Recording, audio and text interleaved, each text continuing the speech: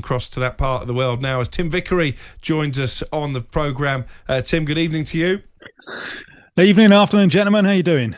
Yeah, we're very well. What about Moises Caicedo? We've been speaking a bit about him tonight. We know that Brighton want £100 million in order to sell him. Chelsea very keen, but maybe not at such an inflated price. What's the talk in South America about where his future could lie?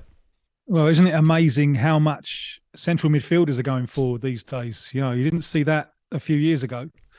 Brighton have been pioneers in buying from South America.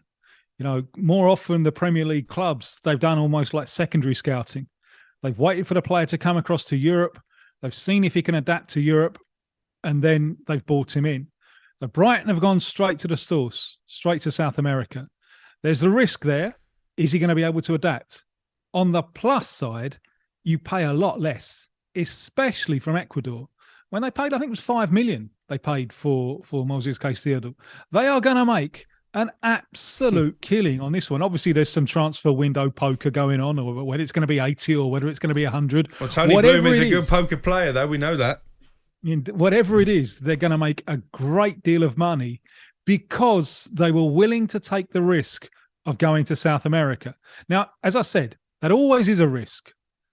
But there aren't just a few times you look at a player and you think he's got it all. And Moises Caicedo was certainly in that bracket. When he first came through, it's like a Rolls Royce. I mean, he's only 21 now, you know, as a teenager. He's playing for Ecuador. He's playing for his club side in Ecuador, Independiente del Valle, who are remarkable developers of youth talent.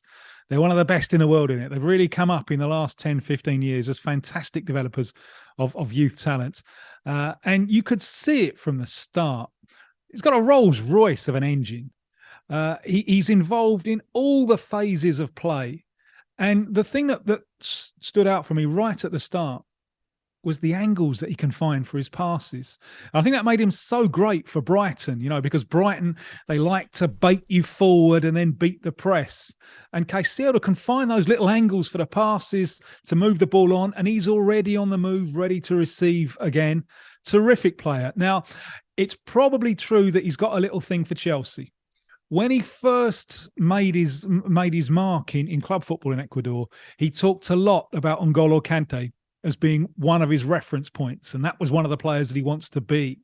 I actually think, with all due respect to Kante, he's a wonderful player. I think Caicedo has already proved he's got a little bit more about him than Kante in the final third of the field, perhaps.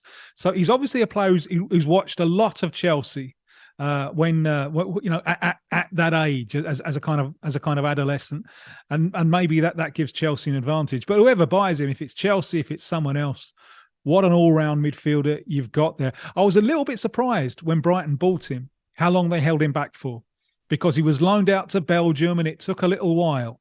But hats off to them. They obviously know what they're doing in order to get the best out of the players that they're bringing over from South America. You know, they've already moved on McAllister at a huge profit, and they're going to make an absolute killing on Moises Caicedo. Staying with Chelsea, Tim, they've just agreed, I believe, 15 million with Santos for a wonder kid, Angelo. What can we expect to see from this player? It's an interesting one.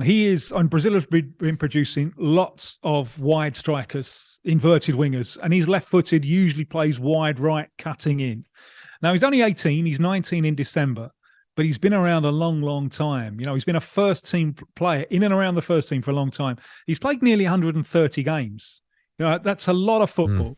Now, I've got to explain the context a little bit with Santos because, you know, this is Pele's old club. When I first moved here all these years ago, I just thought Santos were the biggest club. They're not. It's a small town club, less than 500,000. There is no other big Brazilian club like it. So obviously in the modern era, when the financial differentials are opening up, it's become very difficult for Santos to compete. The way they've done it in recent years is youth development. There's been a succession of players that they've developed, they've sold on, developed, sold on. The biggest name amongst them is Neymar, but there have been lots of others. But you know, with that route, that there comes a time when you sell too many and too much responsibility is thrust on to the next generation of young players. And I think Angelo has no doubt about it. he has suffered from that, because a first teamer at 16, 17, go on, son, sort it out. That's a lot of responsibility to put on him. And he's stalled a little bit. I mean, this year, Santos are dreadful. They're really not playing well. And he's lost his place in the starting lineup. So he's on the bench, coming off the bench. So his career is stalled a little bit. He is an immense promise. Barcelona had the option on him. And Barcelona had to waive that option before Chelsea were free to sign him. So his career has stalled a little bit. And this is up to the man management at Chelsea with Pochettino and whatever to get him back on track, because he's been marked out as an extraordinary talent for a long time.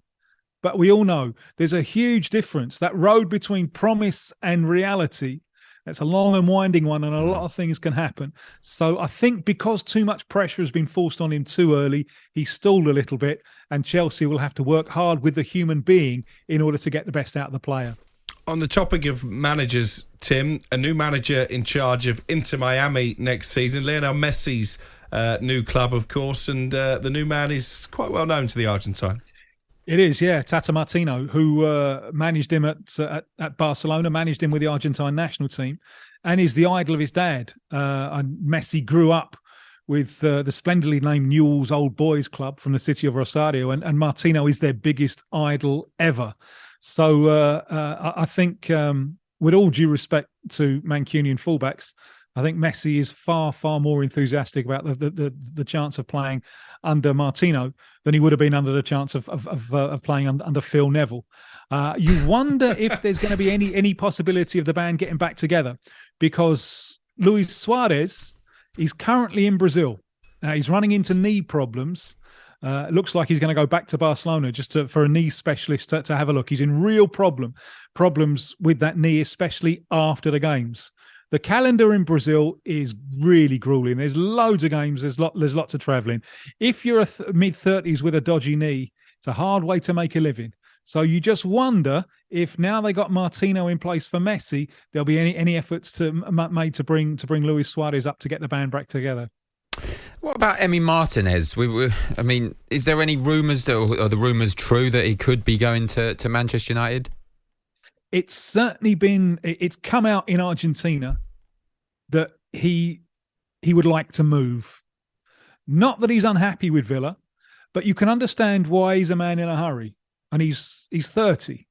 Now, I know the goalkeeper's going to go on a long, long time, but he spent an age kicking his heels at Arsenal or being loaned out here and there. I was really surprised when they bought him. They bought him at 17, 18-year-old. I just watched him play for Argentina in the Under-17 World Cup. And it was obvious that there was something there, but he was carrying way too much timber and he couldn't jump, and it was costing them goals in every game.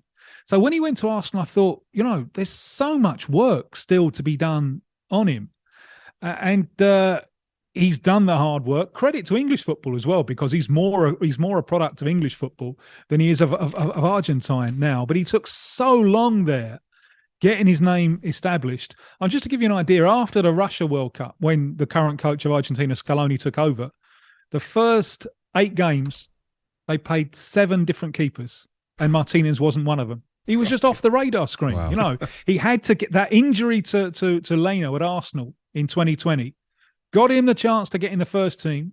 On the back of that, he got the move to Villa, and he's now a global celebrity. He's the man who won the World Cup, but he's 30. So if there's someone there who can offer him Champions League and so on, I think he would really, really want to take that. Not that he's unhappy at Villa, but tick, tick, tick, tick, tick. I'm 30. What am I going to do now?